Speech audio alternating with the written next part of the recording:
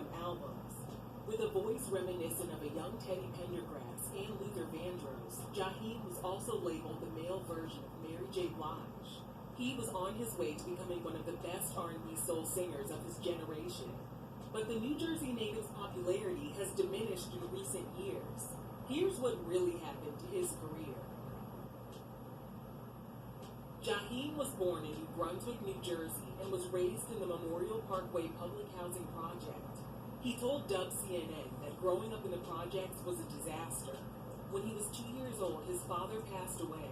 His mom, Julie, raised Jaheim and his two brothers with some help from their tight-knit family that included Jaheim's grandfather, the late soul singer Hoagie Lands. He told Dub CNN that while growing up in the projects, he got into a lot of trouble by following the footsteps of the older guys in the neighborhood. He got locked up on a charge, and that's when he really began contemplating the direction of his life. One day, he headed to a recording studio with some of the guys from his neighborhood. He hopped into the booth and sang a rendition of Luther Vandross's Never Too Much over a club beat. Everyone loved the track, and Jaheim told Essence it encouraged him to leave the streets behind and focus on his singing.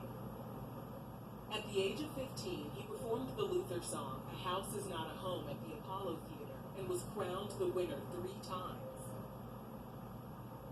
He thought he was on his way to becoming a big star. A lot of people started to reach out to him to get him to sign to their label, but none of these deals panned out. When he turned 16, he experienced the greatest heartbreak when his mother Julie passed away, and Jaheim slipped back into old habits and got locked up over and over again during a 6-year time period. His life completely changed when his demo landed in the hands of DJ KG of Naughty by Nature. Jaheim was signed to KG's Divine Mill Records and released his first album, Ghetto Love, in 2001. With his soulful voice paired with his baggy clothes and diamond chains, Jaheim was affectionately labeled the Thug of R&B. In 2002, he released Still Ghetto, which included the platinum song, Put That Woman First. Jaheim said the song was inspired by his own relationships and the relationships that his mom went through. Fans were connecting with his raw lyrics and his powerful voice, and they couldn't wait for him to come back with the 3rd album, but life got in the way. On June 14, 2004, Jaheim was outside of a 7-Eleven convenience store in Hillsborough Township, New Jersey, when he was approached by an officer. He was charged with having 50 grams or less of a substance in his car and for resisting the officer's orders, and was sentenced to 90 days behind bars. Jaheim appealed the conviction in 2005, and a judge tossed out his charges after it was discovered the officer didn't have the right to search his vehicle. He was still placed under 2 years of probation, was ordered to attend an anger management program, and was required to write an apology letter to the officer for acting out at the time of his arrest. But in the end, Jaheim was just happy that his substance conviction was reversed. His troubles were far from over, though. In 2005, he was driving his luxury vehicle when he was hit by a tractor-trailer. His car was totaled, and years after the accident, he told R&B Philly website that he was still recovering from the accident. He had good days and bad days, and he would sometimes experience a bad twitch in his neck. He visited a chiropractor, but because he was always so busy handling his career, he never gave his body the opportunity to fully heal. Pizza nights? Whatever life throws at you, work your magic with OxyClean White Revive. Smooth shapewear fabric for invisible comfort. Depend. The only thing stronger than us is you. He couldn't keep his fans waiting, and thankfully he had built a recording studio inside his New Jersey house. He got to work and began writing and co-producing his 3rd album, which he entitled Ghetto Classics. He told Dub CNN website he picked that name because he loved the ghetto so much. The album was released in 2006, and it continued with the theme of chronicling inner city life. It became his first #1 album after it sold over 150,000 copies in its first week. In 2007, he left Divine Mill Records behind and signed with Atlantic. Under his new contract, he was asked to record the DJ Don't remix alongside Gerald Levert for Tyler Perry's film, Why Did I Get Married? That same year, he released his 4th album, The Makings of a Man. His song Never peaked at number 76 on the Billboard Hot 100. and it appeared that people were growing tired of Jaheim's music offerings. Pop Matter's website said his songs about hustling and fraternity disputes sound tired and cliche. He told Billboard magazine in 2007 that he was going to star in a Paramount film based on a true story. As of 2019, that movie has yet to be released.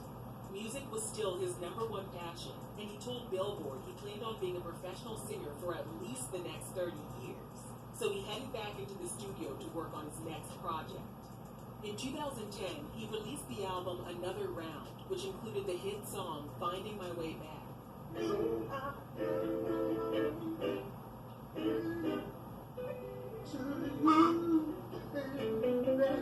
The heartfelt track, which borrowed elements from early 70s soul music, was a fan favorite. Even though the song only reached number 95 on the Billboard Hot 100, Jaheim received 3 Grammy nominations.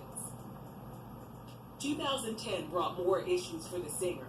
Just months after Another Round was released, he was pulled over in New Jersey for driving 65 miles per hour in a 35 miles per hour zone.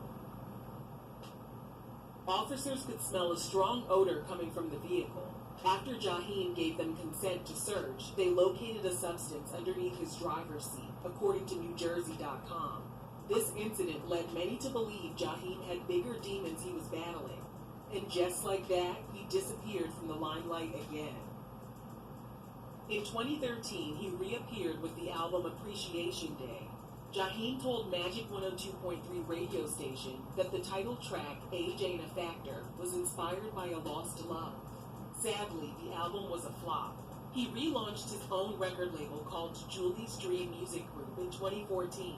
His label signed a deal in conjunction with BMG Records, and in 2016, he released his 7th studio album entitled Struggle Love. He also debuted a new look, which didn't go over well with the public. Charlemagne of The Breakfast Club crowned Jaheim the Donkey of the Day for his new haircut. Jaheim tried to defend himself with a bunch of clapbacks, but that only led to more ridicule from online users. It wasn't the first time he was bashed online. When he showed up to Whitney Houston's funeral in this outfit, he was clowned all over the internet. Jaheim was also reportedly denied access inside, but he still received a lot of love from fans who were standing outside of the event. Jaheim basically disappeared from the mainstream music scene up until March 2019. An Instagram user named Gordon Davis reached out to flyhigh.com and said he got into an Uber outside of his Atlanta hotel and Jaheim was behind the wheel. The man claimed Jaheim told him he was in Atlanta for a few days visiting a relative and ran out of money, so he decided to drive Uber in order to make enough cash to make it back home. This story led many to believe the singer had fallen on hard times. However, Vin Rock of Naughty by Nature told Heavy.com the story was fake news from an uncredited blog. He added that Jaheim could easily bring home $15,000 a week from performing, so why would he need to drive for Uber?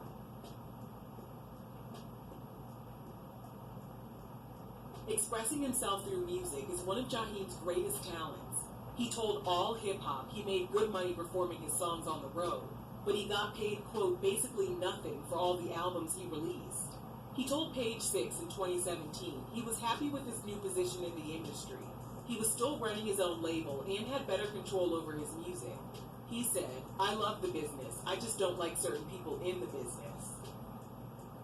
Pushing away from the industry also brought about a new lifestyle change. In 2018, he revealed lighter colored hair and a smaller frame. And once again, Jaheim was mocked for his appearance. He took to his Instagram to say his new look had nothing to do with substances. In fact, he had given all those things up some years prior. He attributed his weight loss to his new meat-free diet. He even shared a cooking tutorial that included whole banana peels. Jaheim has been questioned about his preference since he stepped out on the scene. During an interview with Sway at Hot 97, he began throwing equipment around when his alleged relationships with other men were brought into question. When All Hip Hop asked him why he reacted so strongly, he said he was young at the time and he now realizes that people were only saying those things to make him act out of character. Rumors about Jaheim's behavior have floated around the industry for years. Singer Selena Johnson said she almost got into a physical altercation with Jaheim back in 2005 over a song credit. And radio host Russ Parr said when he asked Jaheim to stop talking over other people and dominating their interview, Jaheim allegedly knocked over the microphone and hit a table before storming out. It seems like all Jaheim wants is the respect that he deserves. He told Essence magazine, "I want to be known for giving something to the game," and his fans are ready and willing to support him all the way. Sadly, there appears to be some turmoil on the business side of things. In June 2019, he was reportedly a no-show 3 nights in a row at a St. Louis music festival. With no official explanation given, concert goers were offered refunds. He was featured on Angie Stone's 2019 album Full Circle, but we're unsure when Jaheim will deliver another studio album of his own. In July 2019, he released a statement on his Instagram stating he won't be performing anytime soon. He wrote, "I'm changing a few things, then we shall meet again." With over 5 million records sold worldwide and numerous Grammy, Soul Train, and American Music Award nominations, Jaheim's music speaks for itself. While he's no longer as prominent in the music industry as before, he deserves to be celebrated and honored for giving us so many classic hits. You went away, now my life is still with any days. I love you so, how much you never